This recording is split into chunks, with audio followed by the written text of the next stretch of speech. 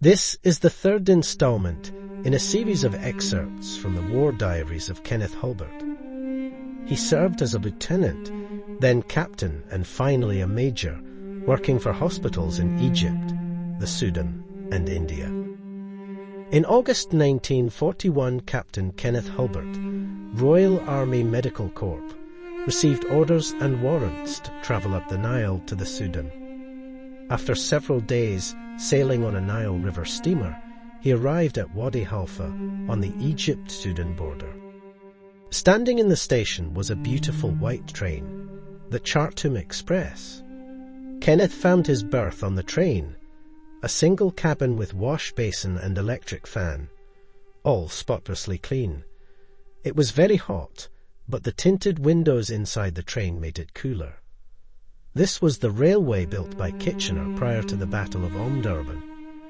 It ran from Wadi Halfa across the desert and the great bend of the Nile to Abu Hamid, where the river Atbara joins the Nile.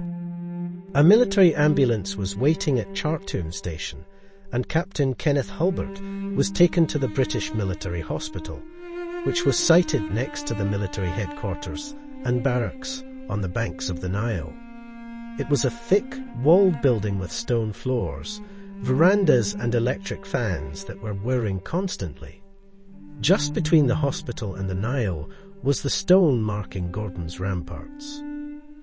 Khartoum was laid out like a Union Jack because it enabled a few machine guns, strategically placed, to control the town. At the centre of the Jack was the famous statue of Gordon on his camel, and behind it was the palace and the cathedral. As medical orderly officer at the British military hospital, much of Kenneth's job was to administer inoculations against yellow fever.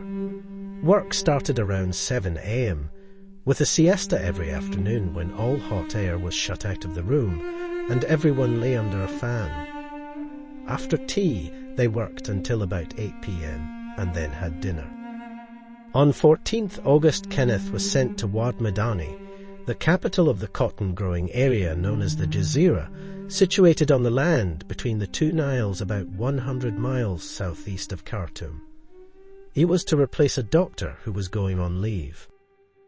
At Wad Madani was a POW camp full of several thousand Eritreans and Abyssinians, Ethiopians, who had been serving in the Italian army.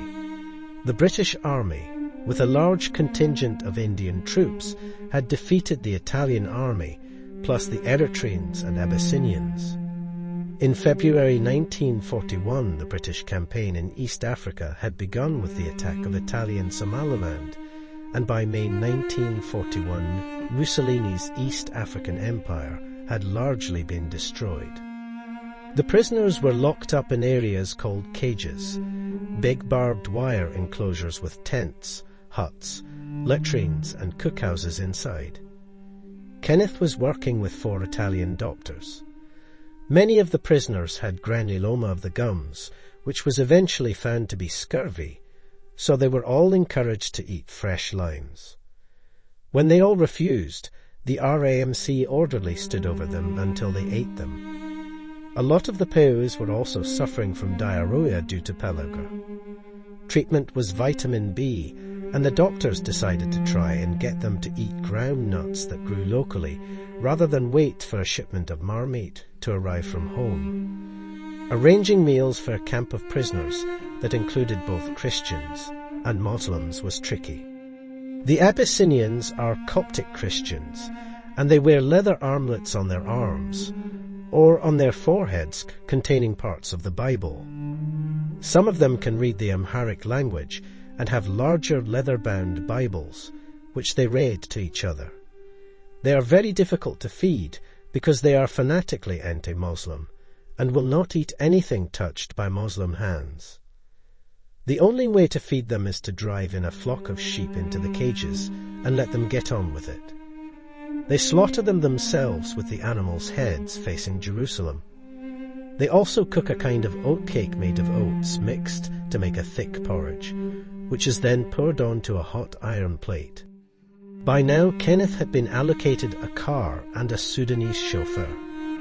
The daily morning routine was, first, a visit to the military hospital, then to the POW camp, then the civil hospital, and finally the adjutant's office. Afternoon was siesta time.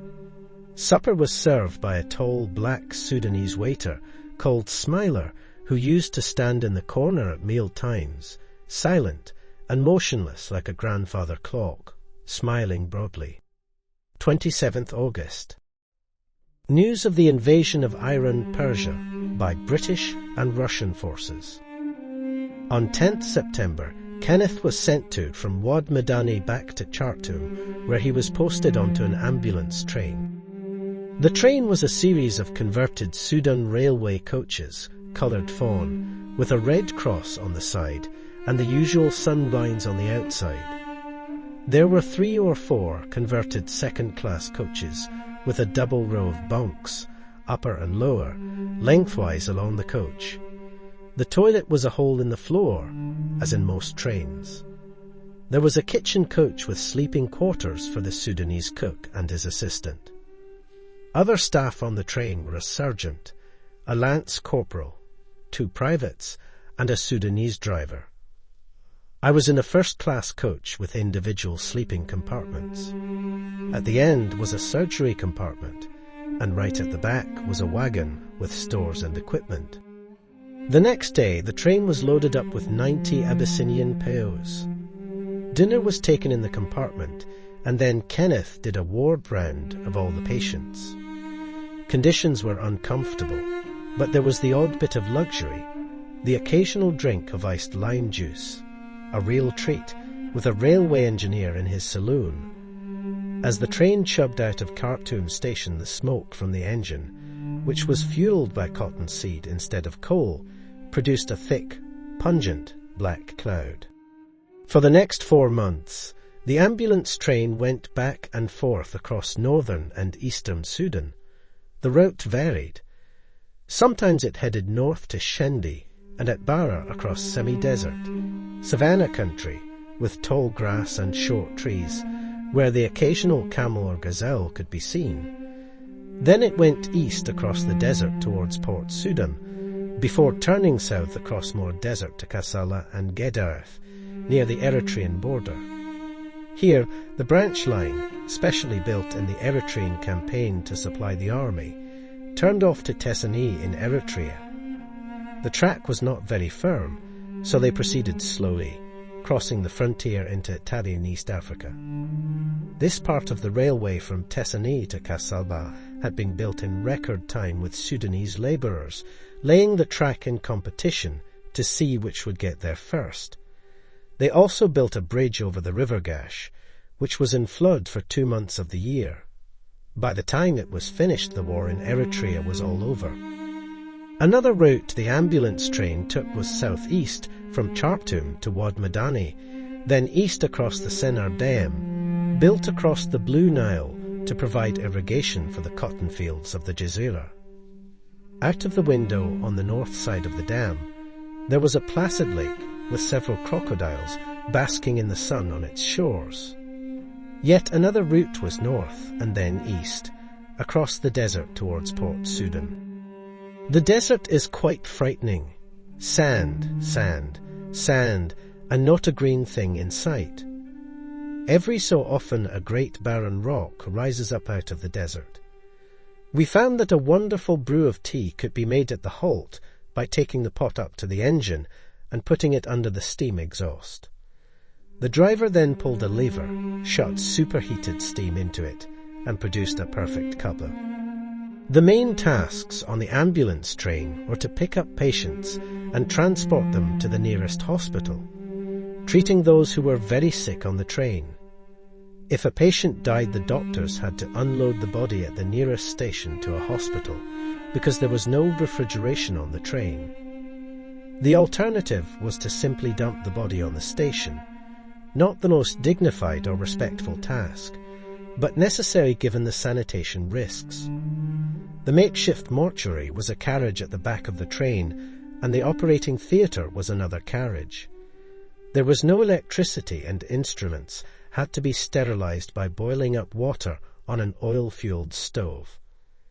It was quite an art to carry out delicate operations while the train was rattling along. On one trip to the Red Sea Hills, there was one Italian patient who was very ill with dysentery, and Kenneth had to put up a drip of saline, a difficult procedure because of the motion of the train, but he did it. Alas, the patient died, and at the next halt they had to put his body in the wagon at the back. Most patients were sick, suffering from disease, rather than wounded. There was no longer any fighting in Eritrea, but there was plenty of diseases that needed to be dealt with. Venereal disease was widespread. On one run to the borders of Eritrea, 40 Sudanese patients with VD boarded the train. They ended up in the military prison instead of the hospital, because VD was classed as a self-inflicted condition, and therefore an offence against military law. Gonorrhea was also common, and the cure was M&B, the pills manufactured by the pharmaceutical company May and Baker. Small children used to run alongside the train holding their hands, shouting M&B, because they could sell the tablets for 2/6 each in the souk. Kenneth also saw a condition he had never seen before called Kala-Azar, actually a parasitic disease called leishmaniasis that causes the spleen to enlarge. In November, between journeys on the ambulance train, Kenneth started working as an anaesthetist at the British military hospital in Khartoum. By now the weather had cooled down and was like an English summer. Most evenings were spent at the club, but sometimes there was a good film. One was The Great Dictator, starring Charlie Chaplin. There were services on Sunday in the cathedral or at the church in the hospital. 20th November. News of a new offensive in the western desert under Okhinlek, the British commander-in-chief in the Middle East who succeeded Wavell. 7th December. The Japanese attack on Pearl Harbor. The USA declared war on Japan. 11th December. Germany and Italy declared war on the USA.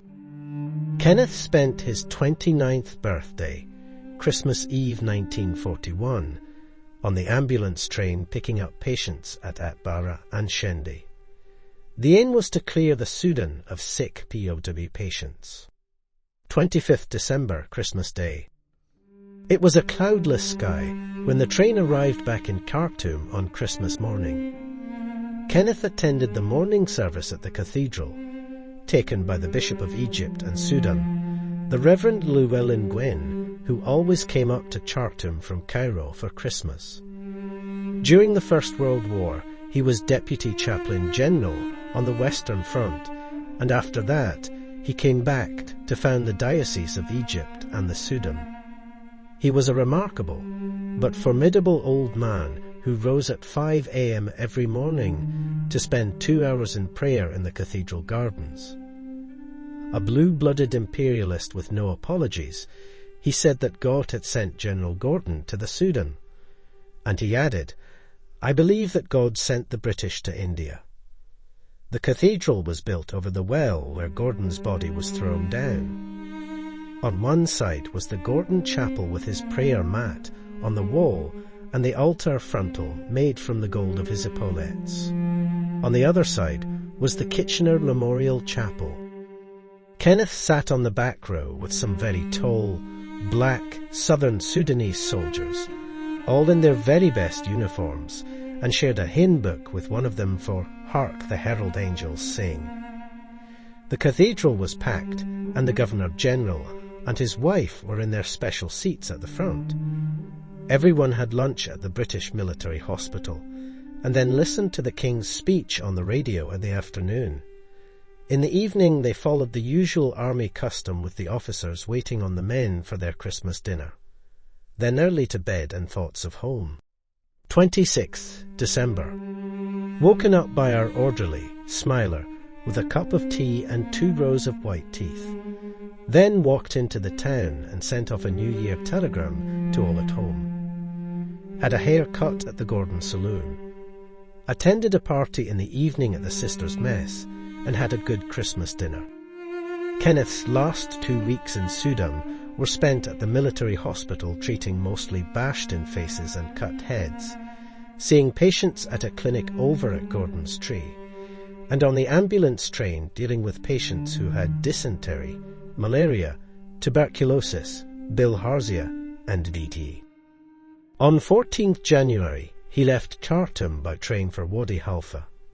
It was mid-January, and once again he was travelling on a Nile steamer, only this time it was downstream. The river was much higher and wider because, now that the flood was on, the sluices at Aswan had been shut, allowing the level of the river to rise. The palm trees on the bank were now half submerged and appeared as tufts of palm leaves standing up out of the water. When the boat reached Aswan, the temple of Philae, which had been partially submerged when he first saw it in August, was now almost entirely under water. On 18th January, Kenneth arrived in Cairo and went to the RANC depot to receive posting orders and railway vouchers to travel to number 18 General Hospital at Kantara on the Suez Canal. This was not a fixed building. During the war, RAMC officers were grouped into hospitals, each one with a number. When the hospital moved, as many of them did, because they were tented, it kept the same number. His next assignment would take him east to India. Thank you for watching this video. This was part 3 of 6. If you wish to watch the future installments, please hit the subscribe and like button to help support this content. If there are any specific military stories you would like telling, please let me know in the comments below.